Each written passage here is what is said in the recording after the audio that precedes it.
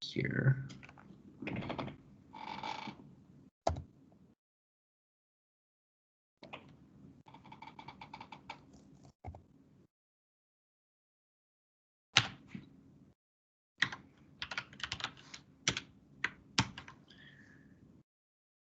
Okay, so wait, tap intro. All right, so today we're gonna continue on to functional programming. Quick testing. Can you all hear me? Yes, no?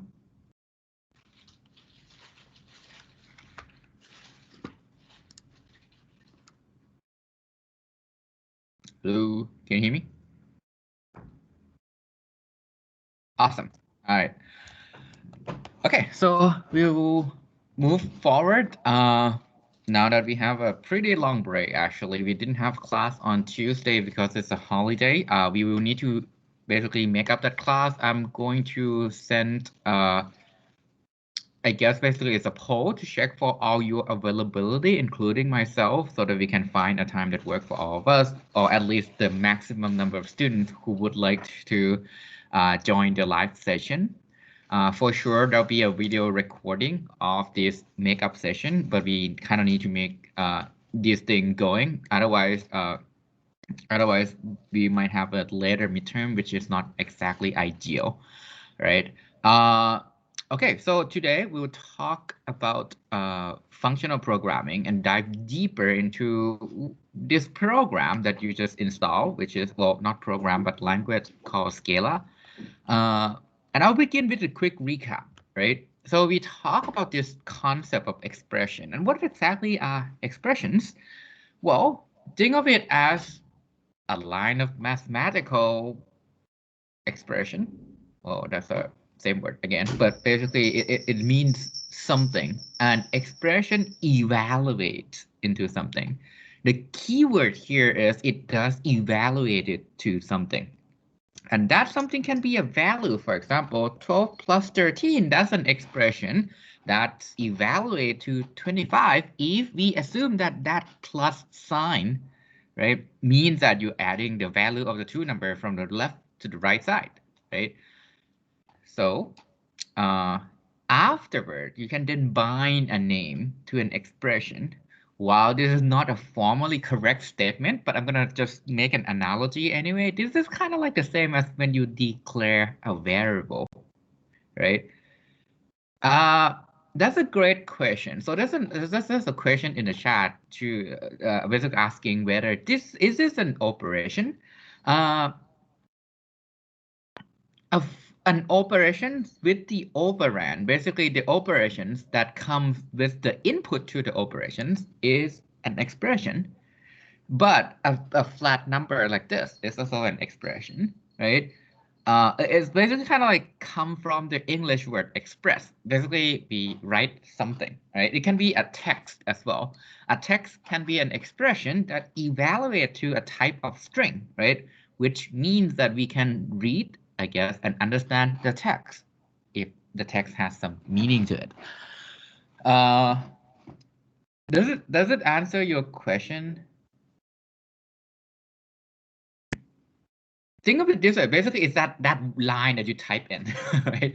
When you type in a line in a computer program, that's an expression, right? And you can name the expression by using the keyword def, which stands for define, right? So we define the name called number, and we assign the expression 10 to number, which means that from this point on, number is treated as if it's evaluated to number 10. And that would take an integer, right? So with that, the concept of recursion, whatever that thing that actually many of you said you hated in the first class, quick trigger warning, it would kind of come back and haunt you a little bit, but gradually throughout this whole semester, I hope that you all get to basically get used to this concept of recursion. But with that concept, you can kind of combine expression, right? Basically, you call an expression that contains expression that eventually evaluated to a value. In this case, number is 10, right? So you can replace number with 10. So this whole thing evaluated to 100. And the other thing is you can mix up types in the expression, which kind of like this doesn't always have a type.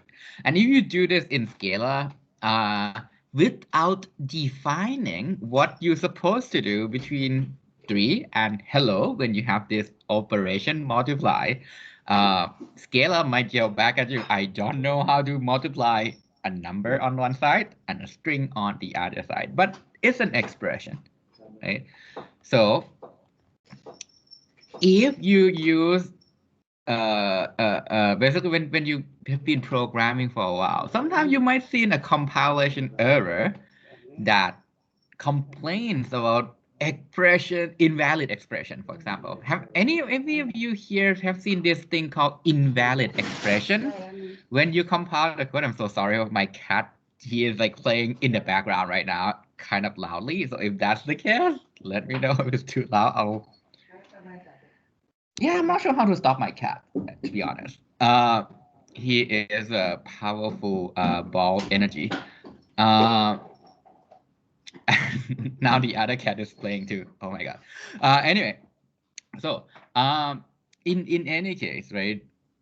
If you see invalid expression when you compile a program, it basically means that the compiler is trying to tell you, I don't know how to actually evaluate this thing because I don't have the definition of how to evaluate it, right? So hopefully when you see compilation error, right, this concept of expression would be able to tell, hey, that's the expression we learned right here.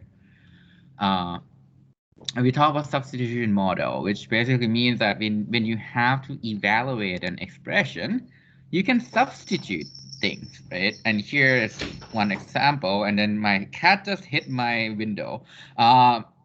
I say, hey, I want to define a function that takes an input, which is the variable n, and then it's defined as, I'm going to multiply n with n, right?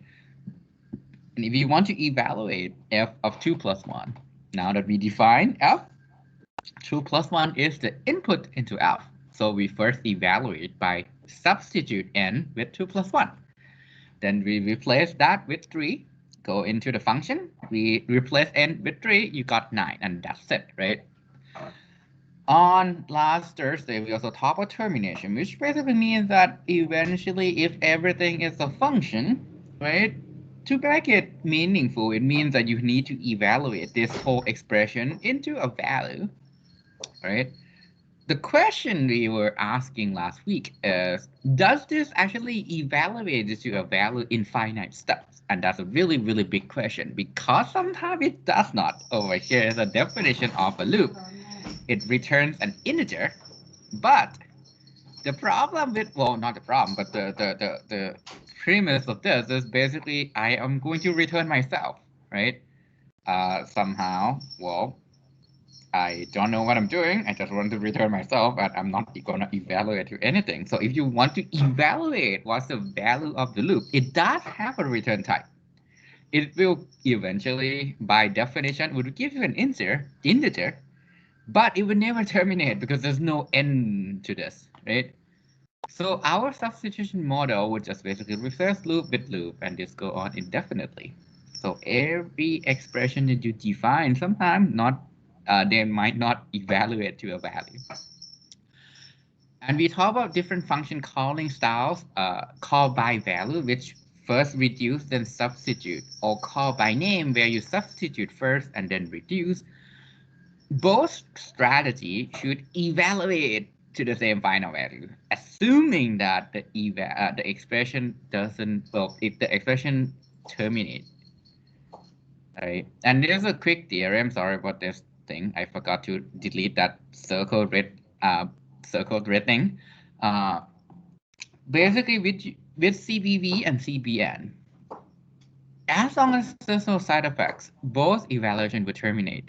But if you look at CBV, let's say E terminate, the expression E terminate, the CBN call by name version of E will terminate. But if my call by name terminate, it doesn't mean the call by value will terminate. And we actually tried some example last week. Why is that the case? Basically, in CBV, you replace everything and every function argument is evaluated once, right? Which means that if there's a infinite loop somewhere in that input, you're screwed. But for CBN, the downside is you don't evaluate anything unless you really need it. So sometimes the infinite loop just disappear to if else, right? If you need to go to the else part and if has infinite loop, you go through the else and nothing happens, you can evaluate your value. And scalar is CVB by default, and you can use this arrow sign to express the CBN version of the our evaluation model, right? So that's it for the recap of last Thursday. Let's start diving into, well, basically the one other half of the content of this class by going into the introduction of functional language. Anyone here program in functional language ever before? Can you raise your hand? All right, I hear silence, which is actually good because we will learn this together. So functional language, now that you have Scala installed, let's formally define what the heck is a functional language. Anyone want to take a guess why we name it functional language? What would that be based on? Okay, like the first thing I would like to ask is if I call something a functional language, what would be the primary thing? Yes, exactly. It's going to be based on function, right? And when we talk about function here, we kind of basically go back to our old friend mathematics, right? Which is the reason why I said old friend mathematics is it's being invented and being tuned over and over and over for a long time, right? And you can think of it this way. If you write a program, what does that do? What does it do? At the end of the day, right, you apply a bunch of functions to it. Every program has a function call. The main function is a function, right? And in many cases, it might not take inputs, but it would do something. So you can think of a program as just a bunch of function calls. Right? And the definition of a function is just a bunch of expression combined together, right? Which eventually reduce to a value, in most cases, right? Anyone can you give me some example of a function that a program that might not evaluate it to a value, or might be unpredictable?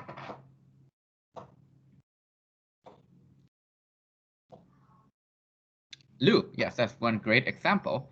Anyone here use an internet?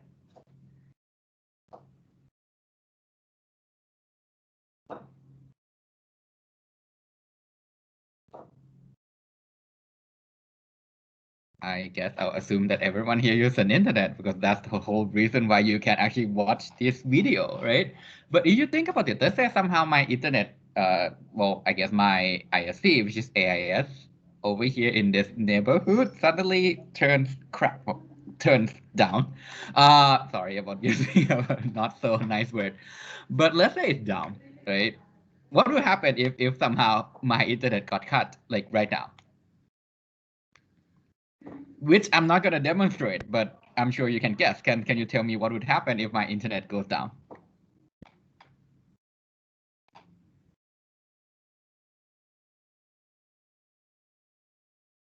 Class cancel. That's well, yes and no. Yeah, yeah. Well, the first thing I'll do is try to make it come back up, right? And to be honest, my cat actually hit the off button on the router before, so that happened before about 2 semesters ago. And I just reboot the router and we were back in about 5 minutes. Anyway, so basically if the internet suddenly goes down, the actual connection from my machine, basically what I'm running right now is Microsoft Teams, right? And Microsoft Teams uses an internet to connect to all of you. So if you think about it that way, this is a function call, right? It doesn't really provide a guarantee that I'll be able to connect to your machine, right? If the internet goes down, I am going to be in somewhat of an infinite loop in Microsoft Teams. Basically, my version of my client, the Microsoft Teams over here on my computer, would try to connect to the internet. And AS will say, well, I'm not here, so I cannot connect, which means that, well, in that case, during the time, whatever packet I send, whatever function call I'm trying to do inside Microsoft Teams program will not evaluate because I didn't get the reply, right? So this is more like a real life example of function that suddenly have side effects and might not terminate. A loop is more like a theoretical example. I put a loop there, it will not terminate for sure, right? Another example of this is, let's say what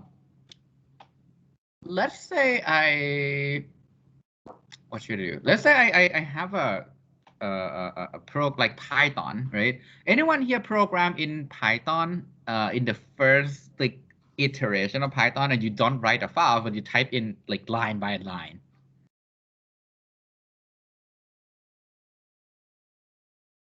Like you type in one line at a time, Python would just run that line and it will wait for the next line. Right, so that's another example of, well, I can run Python. It will wait for my command, and I'm going to be a troll. I won't give them command, right? So that means it's not going to terminate. So in functional programming, let's come back now that we got sidetracked. And that's one of the things I kind of love to do, sometimes intentionally, sometimes unintentionally. If it's too distracting, let me know. In functional language, we treat function call as a first-class citizen. Now that, well, I just you're in the country that you have multiple classes of, well, without the actual definition, right? PC. But anyway, what does first-class citizen mean? Can someone give me an example? What do I mean, or what do anyone mean in a general English definition? What is a first-class citizen?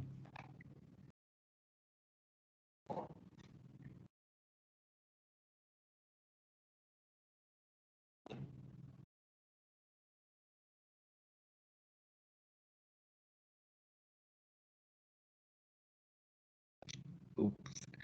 Rich person. Yep. Like the president in the U.S., right? So if you are the president of the U.S., you're gonna get a lot of security detail, right? Because they want to make sure you are gonna have to protect that guy. He's one of the most important in the U.S., one of the likely most important person in the world, right? So that's kind of like what the first class citizen mean. In functional language, functions are first class citizen. We will treat functions as the central theme of everything we're going to discuss. So the benefit of this is kind of neat in the sense that when is the first time you learn the concept of a function? Can someone tell me when is the first class that you learn how to use a function? And I'm not going to ask like what grade did you learn that, because I'm going to feel like you're so much smarter than I do. Like back in the day, we don't teach function until I think like in grade 8. I don't know. It's a long time ago. So you learned that in a math class, right? Anyone here not learning function for the first time in a math class? Yes, no. So I'll assume that this is the first time, that's kind of like the first time you learn how to use a function, which means that you can treat this as we treat math, right? Mathematical function as a first-class citizen, which means that what can you do with math? Can you prove it?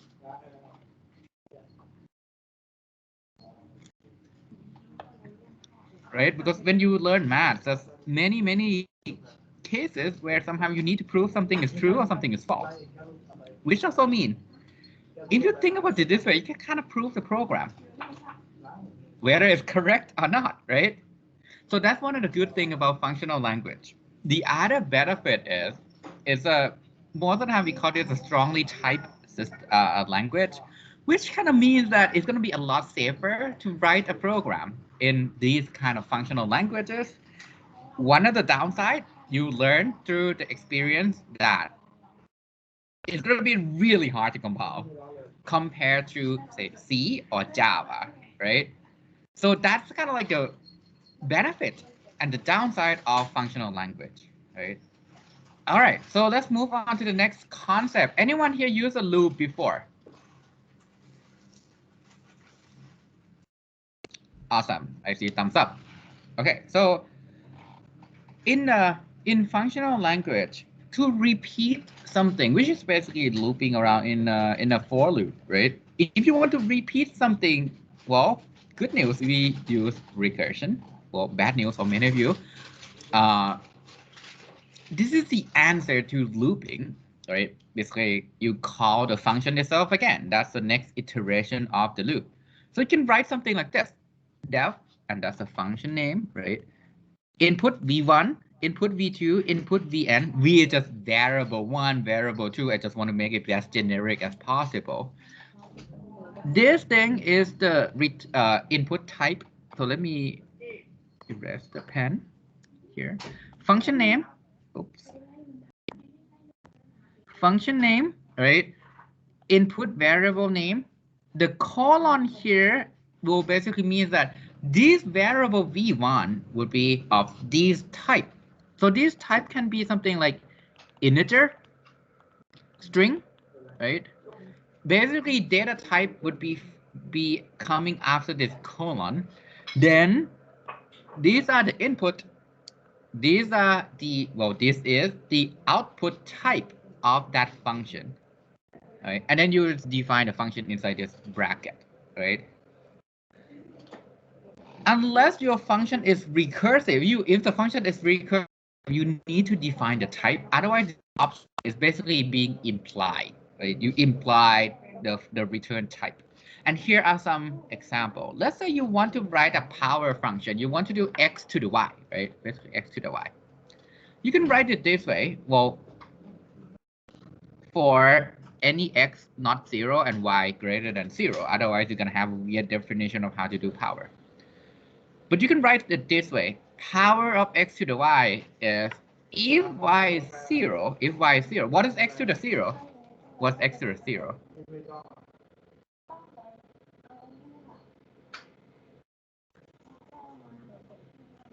One, right? X to the 0 is 1. So basically, if we go back to the base case, you got 1 as a return value. Otherwise, how can you implement this using recursion? You call the power function again, right? Because basically x to the y is equal to what? You factor in x. What do I put here? X multiplied by what?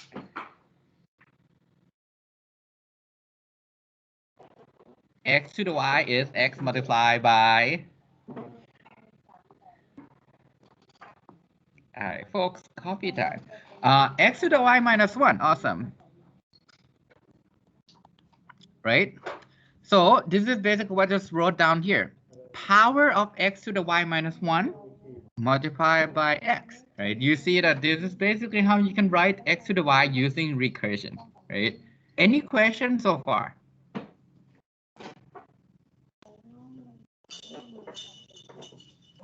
Any questions so far?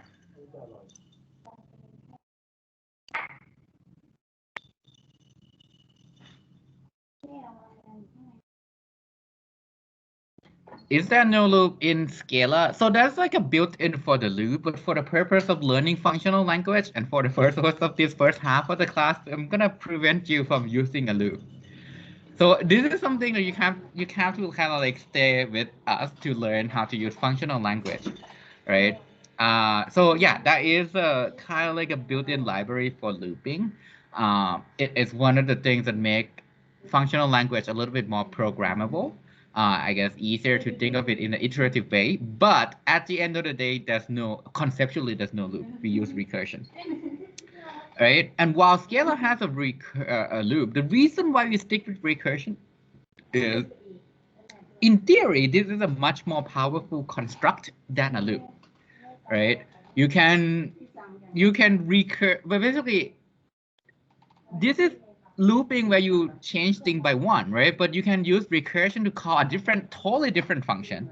Think of it this way: it's like having one loop, call the other loop, call the first loop back, and call the other loop again. Like basically ping-ponging between the two loops. So these are possible through using recursion. And functions are value, right? Functions are value. So defining a function basically binds the expression to a name. And this binding doesn't really run or execute the code during this binding process, right? So basically, when you define a function, you just name the function, you just define it, and you don't run it until you actually need to evaluate it. Any questions so far?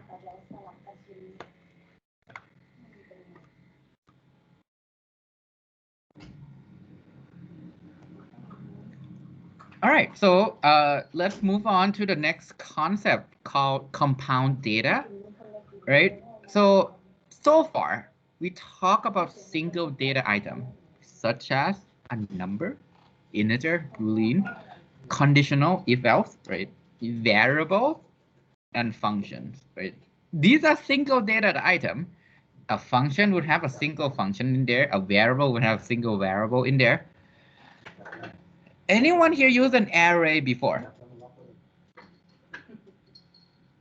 Or a list or a tree, right? So if you think about it, to make the program powerful, now that you learn data structure and you went through the DSOOP class, well, you might have some nightmare from that class, but at the end of the day, you learn that to make the computer much more powerful, you can construct a data that consists of multiple types of things, right? These are called compound data. That's a great question. So the question is, if we define a function which might be infinite, it won't be executed until you call it. So in theory, basically in the theoretical functional language definition, yes, you bind a name to the function. In Scala, you can execute it right away by, instead of doing def. So this def, right? Def would bind the name. If you use the word val,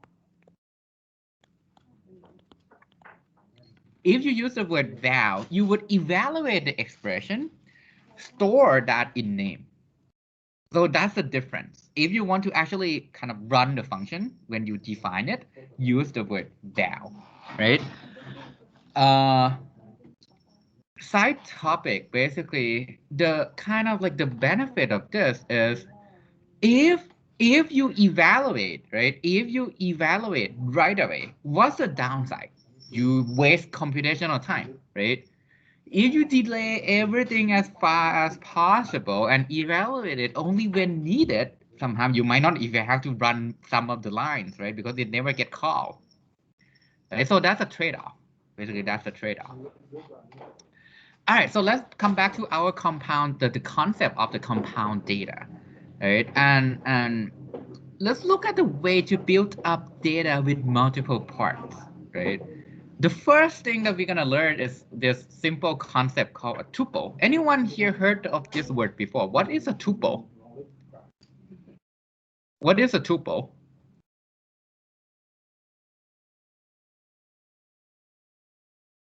What is a pair? Can someone tell me what is a pair?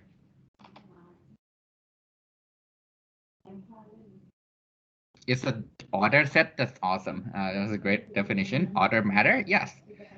And what is a pair? It's the order of two things, right? A and B, right? So a tuple is a fixed number of items. Each can have different types, right? For example, I can say in parentheses, hello, 1. This basically results in a tuple type. In this case, specifically is a pair. The first thing is a string. The second thing inside this pair is integer, right? And as your friend suggested here, Adil, thank you so much. Is order. String comes first, integer comes second. If you then put in 1 and then hello, it would be like computer will be like, okay, I don't see the same order, something is wrong, error, right? So let's cover a pair and let's see how scalar can use a pair, right? For a pair, the rule is pretty simple. The value of the expression is the first item if the evaluation evaluated to the first item and E2 evaluate to the second item the value of that, the tuple E1, E2, a pair E1, E2, will evaluate to V1, V2. The type, if the E1 expression on the left side of the pair is type 1, right side is type 2, the whole pair is going to be parenthesis type 1, type 2. Why is that the case? As Adil suggested here, this is to enforce ordering. This is basically to enforce ordering, to make sure the order match the type, and to make sure the order of things inside the pair and tuple in general has the strict order, right? And then you can bind a pair to a name. For example, val t equal hello and 1 basically would force t to have this pair of hello and 1. You can access each of the components in Scala using dot underscore and the number. Dot underscore 1 would give you hello. Dot underscore 2 would give you 1, the number 1.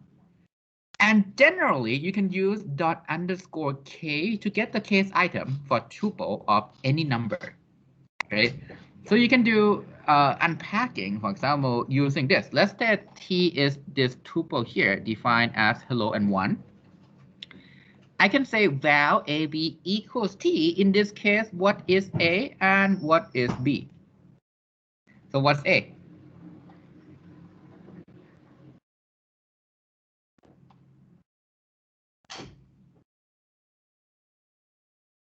I just said t is going to be hello and 1.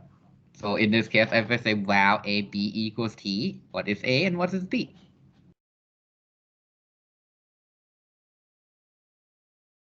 A is going to be hello and B is 1. Thank you. Basically, that's how you can read. Basically, that's how you can read the value of each individual item inside a pair or any type of tuple. And in this case, what would be the type of A? What would be the type of A and what's the type of B?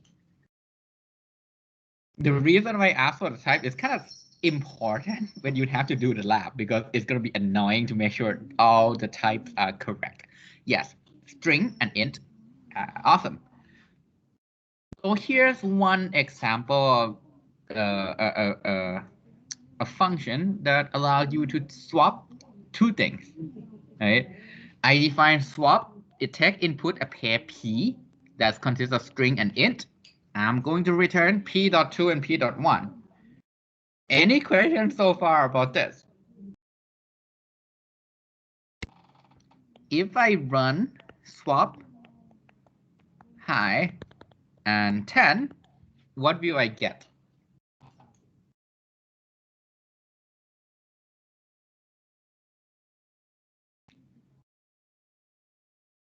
10 and high, right? Because this whole thing is p. P.2 is high. P.1 is 10. So you're going to get 10 and high, right?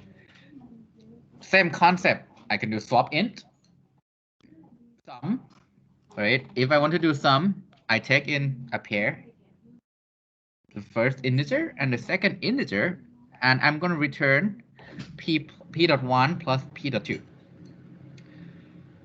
I can order the pair using this line. If P, the first item, is less than the second item, return itself. Otherwise, swap int P. Why can I call swap int P? Because I defined it earlier to just swap the two numbers together. So if I say order 10 and 5, I will get if 10 is less than 5, return 10 and 5, else swap in 10 and 5. And in this case, this is false, right? So it will do this. So you're gonna get a pair 5 and 10. Any question? And with this concept, you can expand the number of things inside the tuple to 2 things, 3 things, 4 things, 5 things, any number of things. You can also have nested tuple, which is a tuple in a tuple, right? So you can have 10, another pair, 10 to 20. This is a tuple that consists of 3 items. The first item is an integer. The second item is a pair, 10 and 2. And the third item is 20. So you can nest this as long as you want it.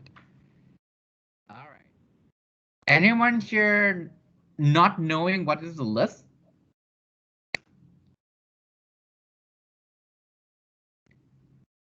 Okay, so if you are not sure what is a list, please go back to your DSOP class material. And if not sure, please ping me on Discord because we need to kind of cover this. List in Scala and most functional language, right? Like Start.ml and Haskell, front access list. What does it mean for a list to be front access list? Basically, if you want to go through the list, you go through the front. That's the definition of front access list. A command list with the parentheses basically make an empty list. We'll have the type nothing. Nothing is the type. Basically, it means nothing in here. And we can force a type of the list by just say list of type. Right? For example, I can call list colon specify the type of the thing that comes before the colon. List is a list of int, right? Over here, basically, I've defined a list of int. You can also initialize the list by say list 1, 2, 3, 1, 2. This will be a list of int consists of 1, 2, 3, 1, 2. You can stick an element to the front of the list. But the difference here is every time you modify the list, functional programming, especially Scala, will create another list. So you still have the old list and you have another list that is the longer version with the new thing attached to it. This is called immutability. Basically, the ability to make sure you can't modify things you defined before. If you define something, if you name something, you cannot redefine it, right? You cannot redefine that, but you can add something to it and define a new, I don't want to use the word object because it's not correct. Like it's not technically correct, but yeah, a new object. So you get a brand new list. Specifically, if I have expression 1 that evaluate to a value, and expression 2 is a list. Basically, I want to have right now a list called L, and I want to stick E1 into L. Basically, let's say L is E2, E3, E4, right? This whole thing, what I want to do is I want to put E1 at the front like this. Any questions so far? Basically, this whole thing is I want to plug in E1 at the front of my list. I want to plug E1 into the front of my list. Assuming that all the type matches, basically everything has the same type, which is list of T. T is a type. Then E1 colon E2 in Scala would do just that. Basically, you can do this by E1 colon any list L here, right? It would represent plugging E1 into the front of my list. To access the list, there are kind of basic, I guess, function calls that you can do. So let's say if you want to check if the list is empty, you can, let's say L is a list. Let's say L is a list. L dot is empty would check if the list is empty or not. Then you can access two things. The first thing you can access is the head if L is non-empty. L dot head will evaluate to the head element. So let's say you have E1, E2, E3, E4, and this is L, right? So what is L dot head here from this example? What will I get if I do L dot head?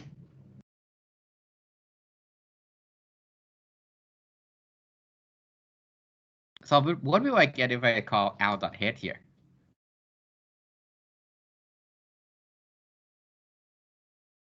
E1, right? Yeah, you're gonna basically get this head element. So this is called the head. The other thing you can do is L dot tail. This whole thing is the tail. So if I do L dot tail, I'm gonna get E2, E3, and E4. This is basically how you can get the remaining elements, right? And so let's do some example. I have a list. I want to get the sum. I have a list called XS. I want to get the sum of every element in my list. And here is a definition. The function call is called SumList. XS is an input. It's a list of integer. What does SumList return? Oh, yes, that's a great question. Let me go back here. The question is L.tail. This is the return type is a list. It's a list. It's basically return the list. Right. So here is an example. What is a return type? Actually, let's look at return type again. What's the return type of SumList?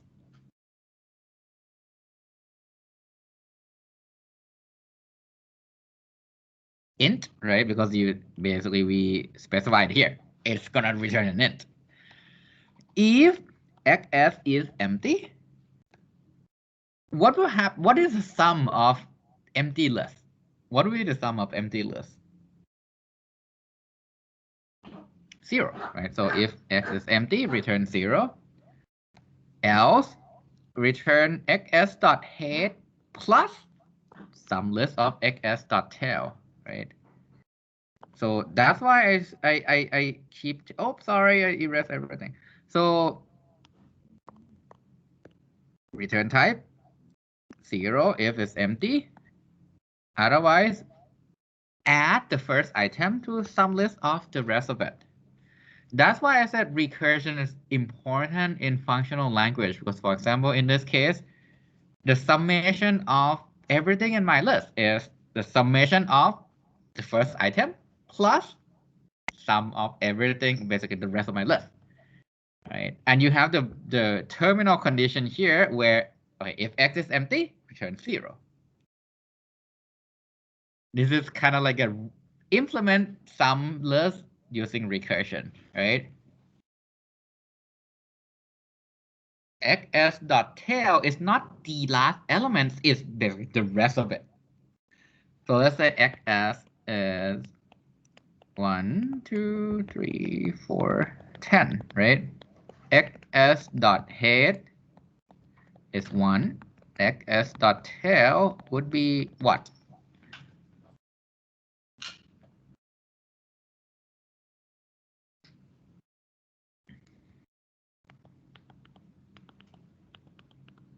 Two, 3, 4, and 10, right?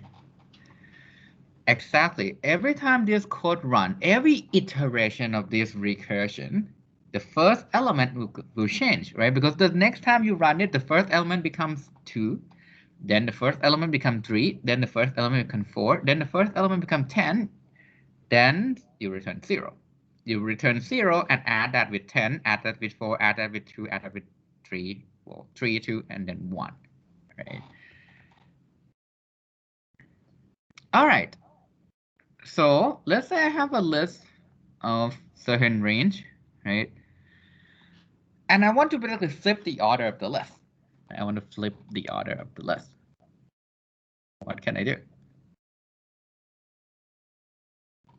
This is what I can do. I have basically reverse list. Input is n. Return a list of int if n 0, right? So input is a number 10. And what I want to do is build the list from 10, 9, 8, basically from 10 and downward. 10, 9, 8, 7, 6, 5, 4, 3, 2, 1. So if n is 0, return nil. Nil is nothing. Basically, it returns nothing, no elements. Else, you return n, append the list with this descending list of range n minus 1. So let's say I call this range of 3, right? This is basically equal to 3 append with this range of 2, right? That's basically this right here, this definition, which is 3 append with 2 append with this range of 1, right? Which is 3 append with 2 append with 1. And then the last element is going to return nil. So you're going to get the list of 3, 2, 1. All right. So how about this? How can I concatenate the two lists together? I can do it this. By the way, don't worry about not having to do the exercise because we actually have another set of exercise for you to do in the second half of this class, actually, in the in-class exercise, which I definitely recommend you to stay. It's in-class exercise doesn't mean class cancel, right? Stay and work on this exercise, please. So how can I concatenate two lists together? I can do this. Concat input is xs and ys, right? And what I can do is, if xs is empty, what do we return? If xs is empty, what do I return?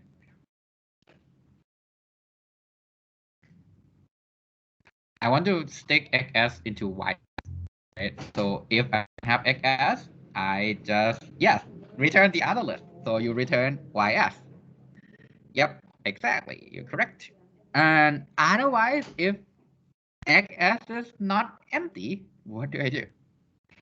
Concatenate xs dot head, the first element of xs, stick it with concat of xs dot tail and ys. Right? Why does that work? So let's say I want to concat 1, 2 with 3, 4, and 5, right? This is the same thing as what? What is xs.head in this case? What is xs.head? So this is xs, this is ys, right?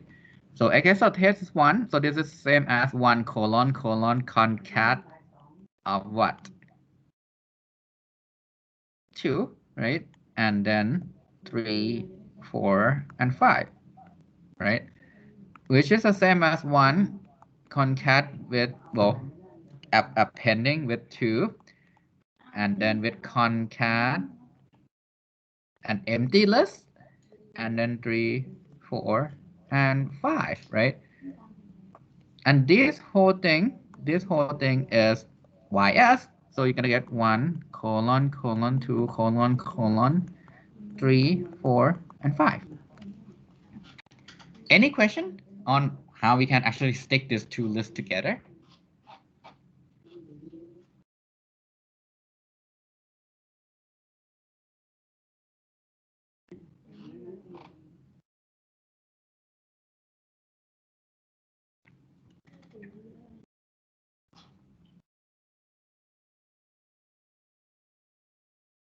That's a great question. For the, well, again, there's a built-in library for that. But for the, well, I mean, Scala, as I said, you kind of want to make sure everything is as easy to program as possible. But for the purpose of this class, what you have to do is to write another function that takes an index and then you go through this list.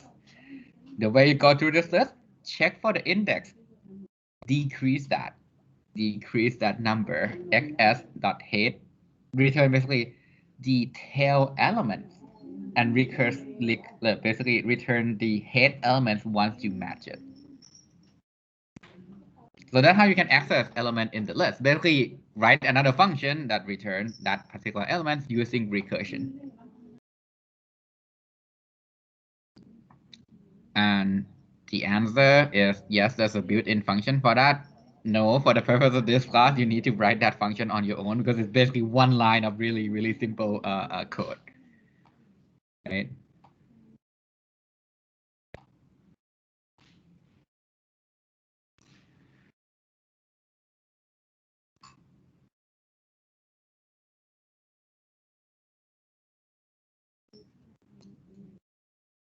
Yes, so think of it as a linked list. Everything is connected, and you kind of plug everything together. Scalar actually hide away the concept. So if you took system skill before, and one of the things that we talk about in the class is pointer and memory, right? In Scalar, you don't have anything about memory. It kind of shield you away from the concept of I have to manage pointer. So a list, if you kind of like convert it back, it's kind of like a linked list, right? But you don't have to worry about where is the element, are they located, how do I point to the next element? It's kind of being managed by default through the recursion. Does it kind of answer your question?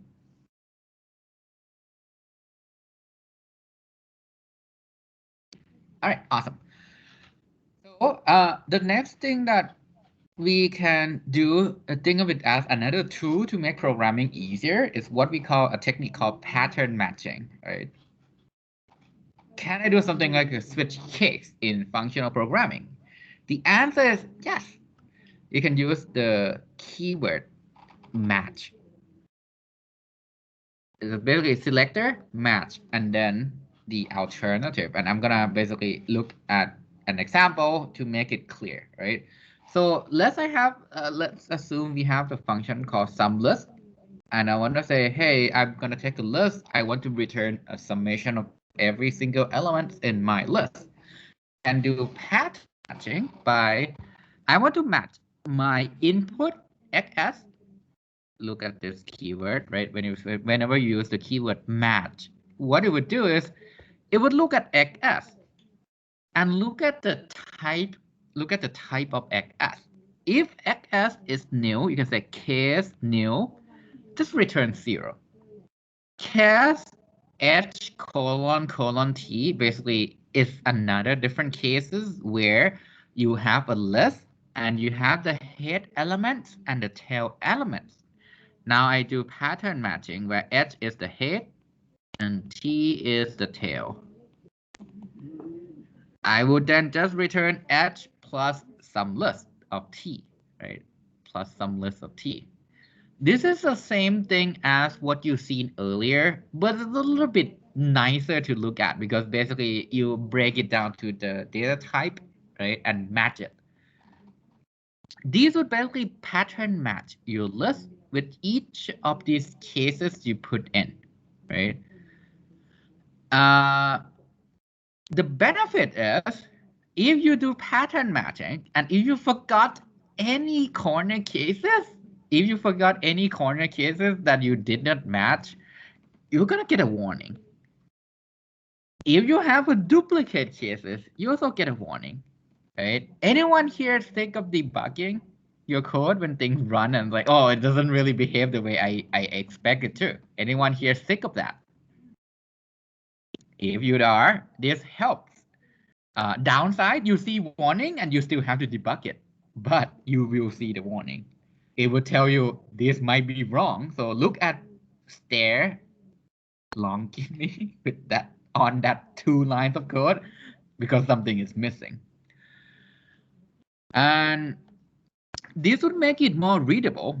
To be honest, it's a lot more readable when you have a lot of pattern to match, right? So in a big code, sometimes you have to do a big large chunk of pattern matching. So this would make it easier to debug. Another example is you can use pattern matching to break down tuple, right? Let's say you have a list of int and string. It's a list of pair. It's a list of pair. You can then do pattern matching, and let's say this is called xs. Again, use the same variable. You can do xs match. Case number name : t would give you number and name and t, right? And let's assume that xs is this list 1 and a, 10 and b, 11 and c, right? If this is xs, what is...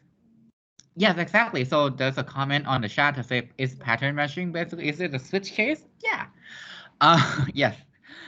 So in this case, if this is xs, what is number?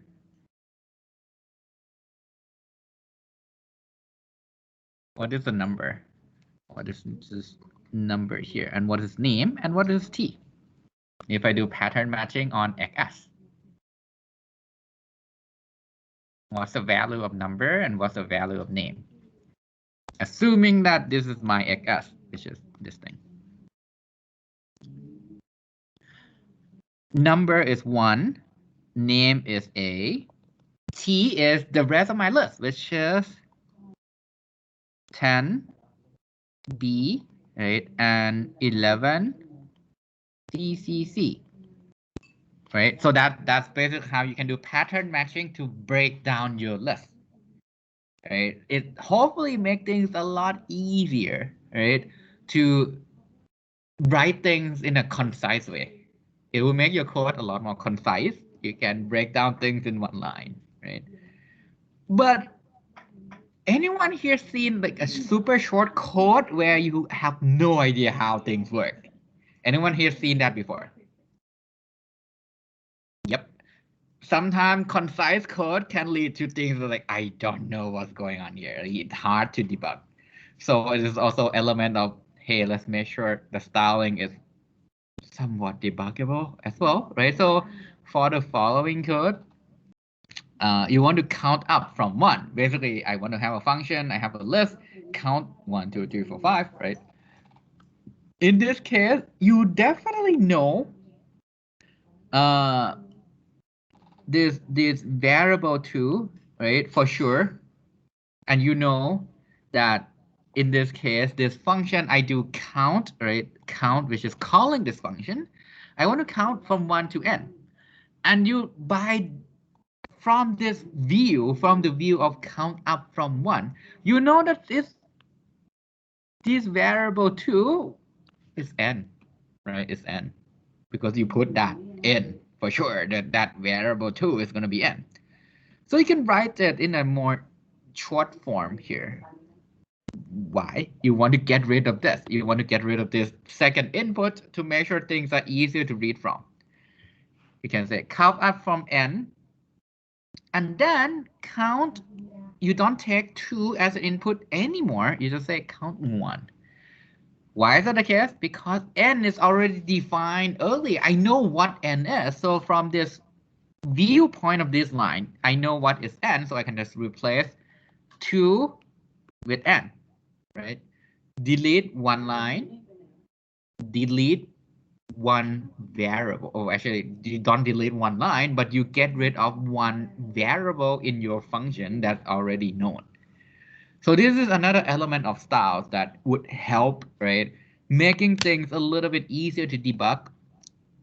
So things like pattern matching, substitution, helps making sure your code is a little bit more readable.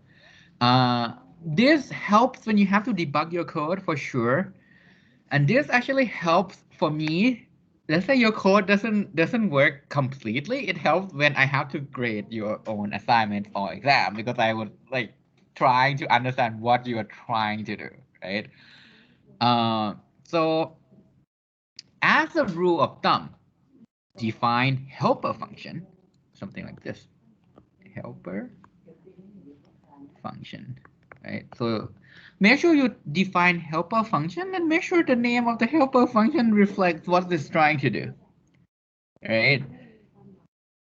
But don't overly define this and put a lot of new variable unless you really, really, really need it.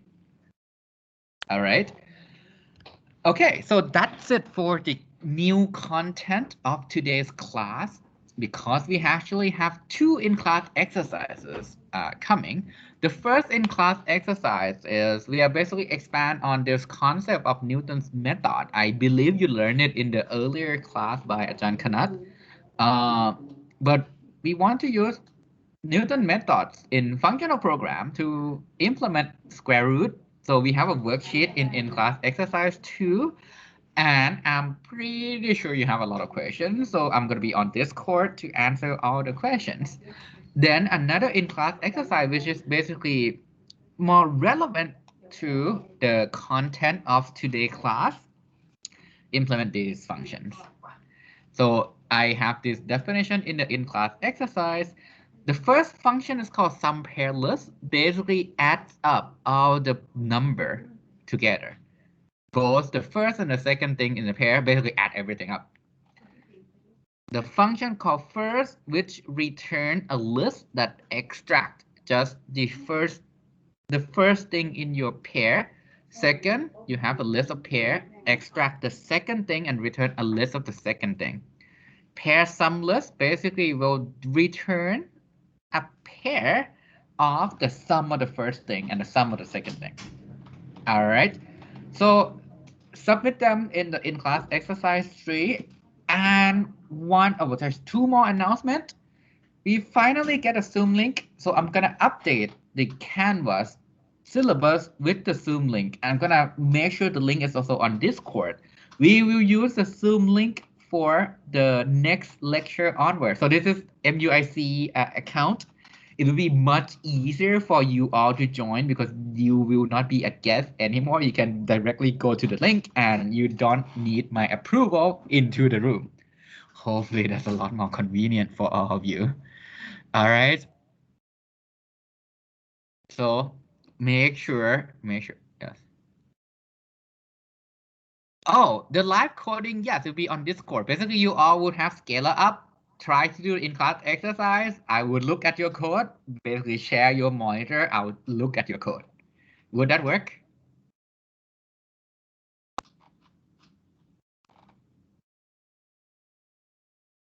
So that's basically the purpose of this in-class exercise. So basically, you all will have to start coding on your own. These are kind of like gradually simpler exercises, but I'll go look and troubleshoot all the problems that you run into.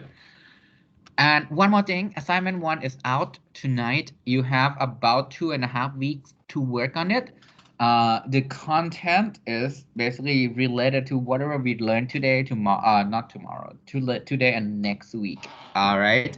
So quick reminder, assignment 1 will be out tonight. It's actually out now, but I'm basically wrapping up the starter code and put it there as well on top of the PDF. Right now, there's just the PDF of the questions. Right, so I'm gonna post everything and update the assignment 1 later with the study code. And that's it for today's lecture part. Let me stop the recording. Well, wrong mouse.